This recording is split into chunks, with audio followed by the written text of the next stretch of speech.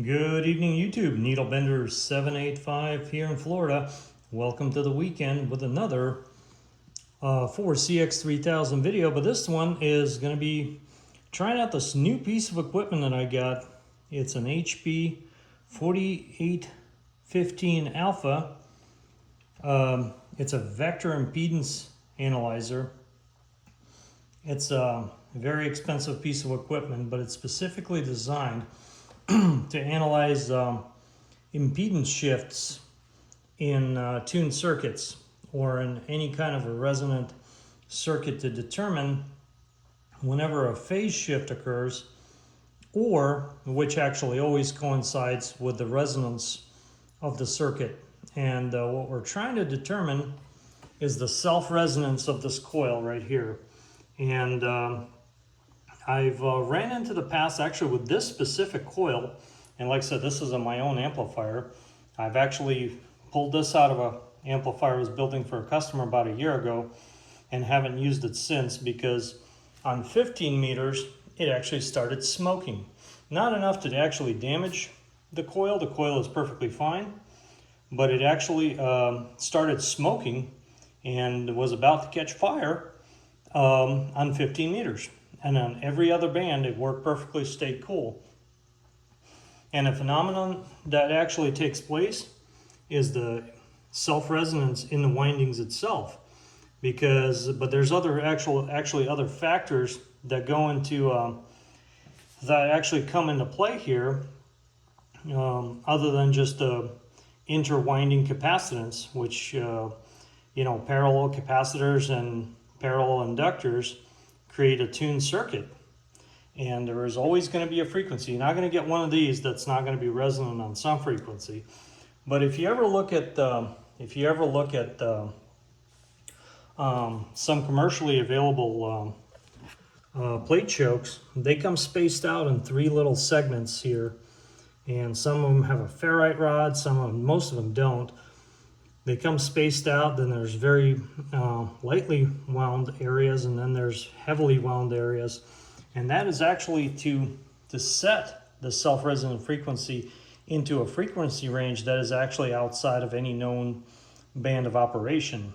The last one I bought for that particular amplifier that I sold actually had a resonance frequency of 10.5 megahertz, which is not any kind of ham band or any kind of band that anybody talks on. So what we're trying to determine here is what is the self-resonance of this circuit, and what is the frequency that this thing is going to get hot on. So for this purpose, we're going to employ this fancy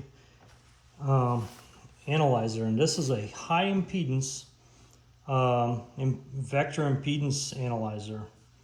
And first thing we're going to do is we're going to fire this thing up, and we're going to see, so the full scale on the left is set to 100 ohms. So right now we got 100 ohms. That means we're in perfect resonance, and we have a phase shift occurring here at 90 degrees. So full scale, you got 90 plus, 90 minus, which is 180 degrees. Whenever you have a 180 degree shift occurring, you know you have perfect resonance. So right now our scale here is set between 1.5 and 4.5 megahertz. And we are right now on 6.5 megahertz. So we do have a resonance point here right at 6.5 megahertz. As you can see, perfect 100 ohms. And 6.5, but there is a secondary resonance point, which we're going to find here. This one we don't really care about, because so as you notice, as I keep turning this higher, we're going up in frequency here. Our impedance starts to drop off, and our degrees start coming up. Actually, as you can see, it went completely 90 degree shift as we got closer to the other end of the band, around 15 megahertz. So we're going to go up to higher band here, Now we are, let's see, there's no resonance going on. We're on the 40 meter band now. I'm sorry, 20 meter band now. And there is no, as you can see, that needle is showing 0 impedance. As you can see, as we're turning it, that needle is going, the needle on the right, which is our phase, is starting to move sharply to the left, and the needle on the left is coming up. And that's what we call a phase shift. And as you can see, we're running out of scale. So on this scale, we're not showing any perfect, we're showing some phase shifts, but we're not showing anywhere where it's fully resonant. So we're going to go up to the next one, which is 14 through 35 megahertz scale. And we're going to see if we can find that perfect 100 ohm impedance, which we actually are running into right now. And an angle shift of 90 degrees, just about. There we go. And we are on 18.5 megahertz, which is kind of very close to that 15 meter band.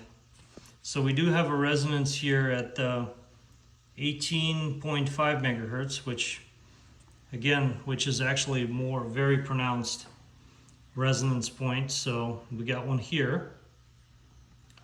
And we're going to go to, then if we roll off, as you can see, the angle starts to drop off and impedance all the way through the roof now. So we're off of the peak, so that means it's not resonant there. So as you can see, we tune. It's a very narrow V. If we would use a VNA, which in this case a VNA wouldn't really help. As you can see, we're getting close to that 90 degree, 180 degree shift, which is 90 degrees each direction there. And we're looking for that 1 there. It's that mark right there. As close as we get to that mark. There we go. So that right there, right at 18.2 megahertz, I would say 18.2 to 18.5 is the resonance point. And again, we're not talking on that band, but we need to know what are we going to be self-resonant at, which something that's very undesirable to have. And a lot of factors affect that. Like, watch this. So I'm going to place a screwdriver just near that area.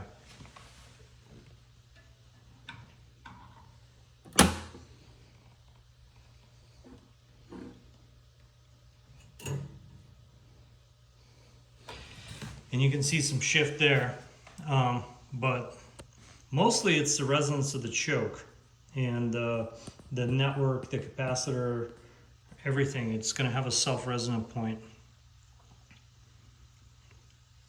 So 18, and when we go to 19 megahertz, you can see that angle starts to drop off and impedance is off the chart. So you can tell that's not a resonant point. So let's go up higher in the band. Let's go up to 35 megahertz. And as you can see,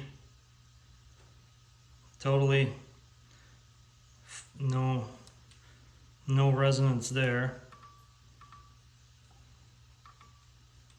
And then you get an angle shift again to the other side. Now we're on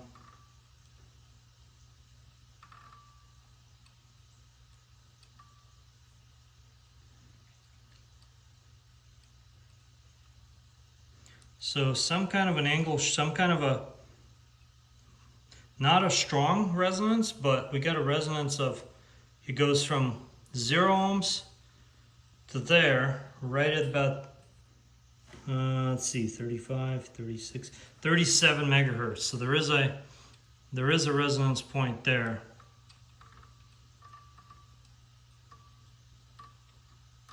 And then it goes away after that. So just some very interesting analytical measurements here as we go.